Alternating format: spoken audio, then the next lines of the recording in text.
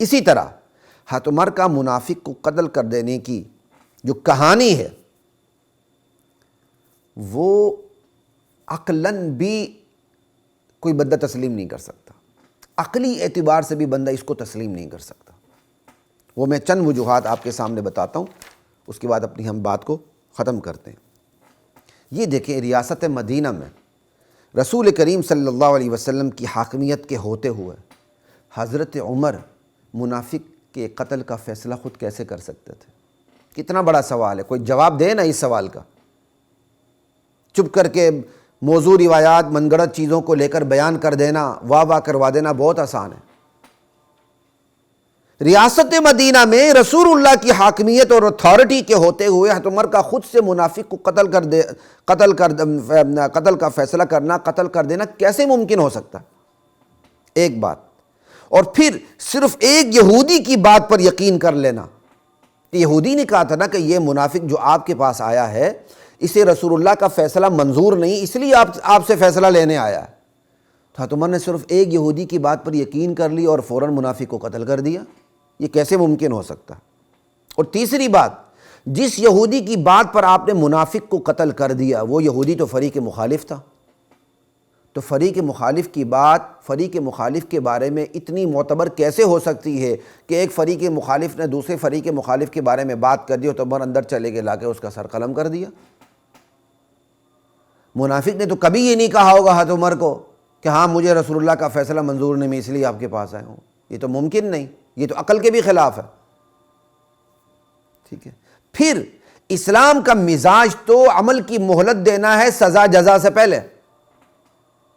اللہ تعالیٰ تو بڑے بڑے جرم پہ نہیں پکڑتے، مہلت دیتے ہیں، اور مہلت اختتام کے پہنچے تو پھر اللہ کیا کہتے ہیں، جزا اور سزا کا عمل جاری کرتے ہیں۔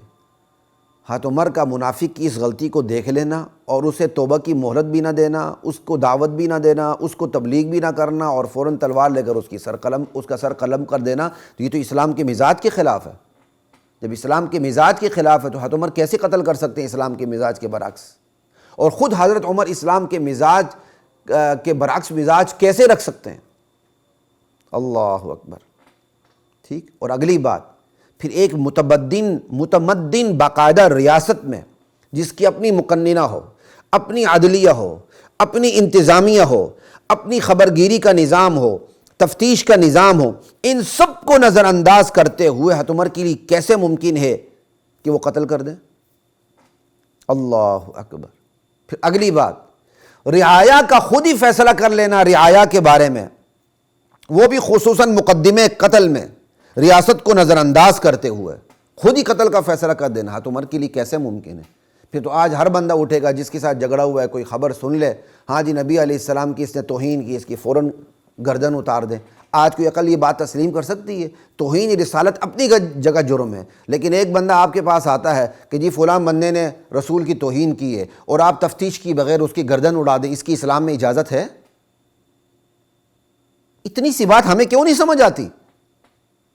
تو یہودی نے تو یہ بھی نہیں کہا تھا، یہودی نے تو یہ کہا تھا منافق کیا کہتے ہیں، منافق کو حضور کا فیصلہ منظور نہیں، لیکن منافق نے تو یہ نہیں کہا تھا کہ مجھے فیصلہ منظور نہیں ہے، حضرت عمر نے انہیں قتل کر دیا۔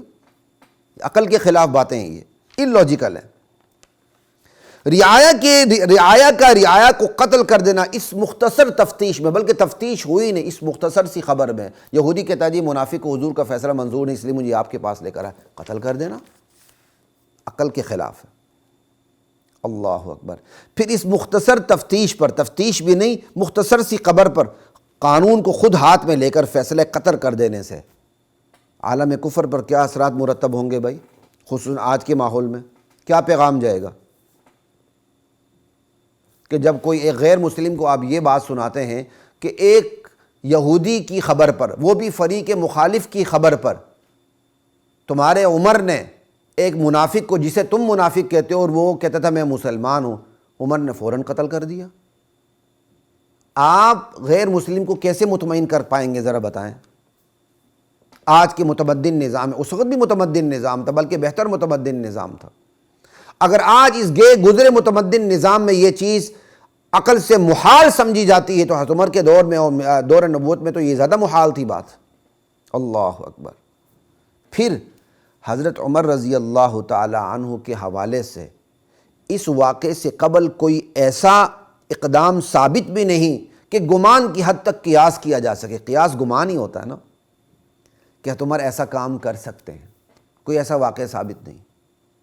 زیادہ سے زیادہ حضرت عمر کے بارے میں یہ ثابت ہے کہ جب وہ غیرت کھاتے تھے اور کسی کو منافق سمجھ لیتے تھے تو نبی علیہ السلام سے اجازت طلب کرتے تھے، یا رسول اللہ میں اس کی گردن اڑا دوں؟ گردن اڑاتے نہیں تھے، اجازت طلب کرتے تھے۔ یہ کبھی نہیں ہوا کہ حضرت عمر کا معمول رہا ہو کہ آپ نے کسی منافق کو دیکھ لیا جس نے نبی علیہ السلام کی توہین کی یا کوئی بات کی اور آپ نے بلا اجازت فوراً ہی اس کی گردن اتار دی، بلکہ نبی علیہ السلام سے اجازت طلب کرتے تھے، یا رسول اللہ میں اس کی گردن اتار دوں؟ اللہ اکبر، جیسے سورہ ممتحنہ میں بھی ہے، لا تتخذوا عدوی وعدوکم اولیاء، جس صحابی سے غلطی سے راز افشا ہوا تھا، حضرت عمر نے ان کے بارے میں اجازت طلب کی تھی، یا رسول اللہ میں اس کی گردن اڑا دوں؟ حضور نے فرمایا تھا عمر یہ بدری نہیں ہے۔ اللہ اکبر۔ تو حضرت عمر تو کسی کو قتل کر دینے کی نیت کر بھی لیتے تھے تو رسول سے اجازت لیتے تھے صلی اللہ علیہ وآلہ وسلم،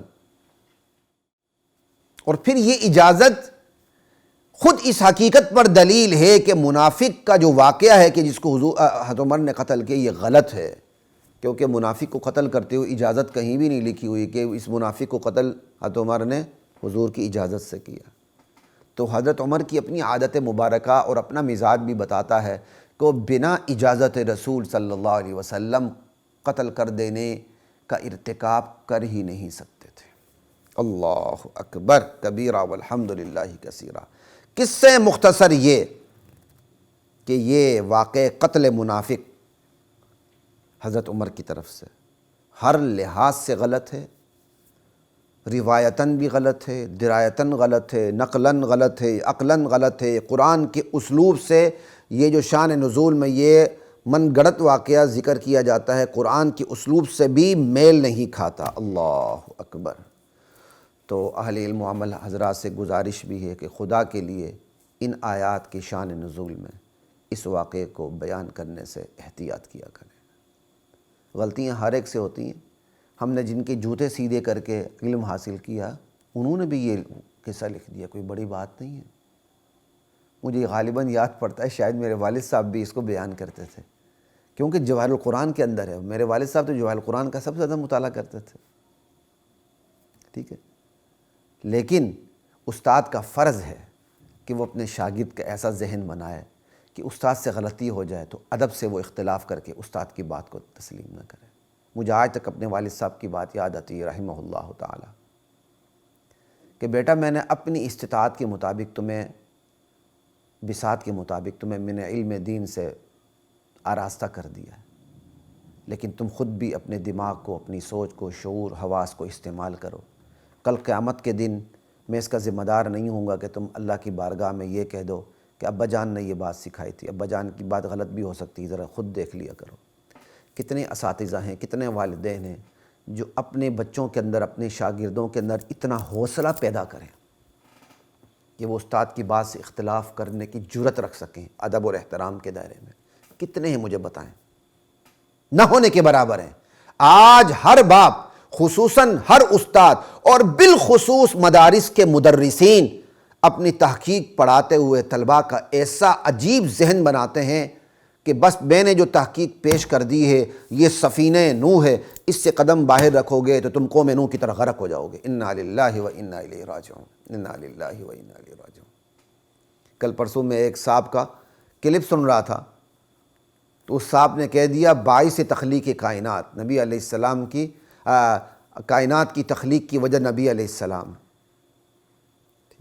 اس پہ وہ جناب علی قول پیش کر رہا ہے اور اپنے آپ کو صحیح العقیدہ کہتے ہیں، اور وما خلقت الجن والانس الا لیعبدون کو نظر انداز کر دیتے ہیں۔ تو یہ اتنا اندھا پن کیوں آتا ہے؟ اتنا اندھا پن اس لیے آتا ہے کہ یہ قصور اساتذہ کا ہے جنہوں نے اپنے شاگردوں کی تربیت ایسے کی، استاد نے جو کہہ دیا وہ قرآن کی آیت ہے، بھلے آپ اس کے سامنے قرآن کی آیات کے انبار لگا دیں، وہ اپنے استاد کی بات سے ہٹنے کے لیے تیار نہیں ہوگا کہ میرا استاد غلط نہیں کہہ سکتا۔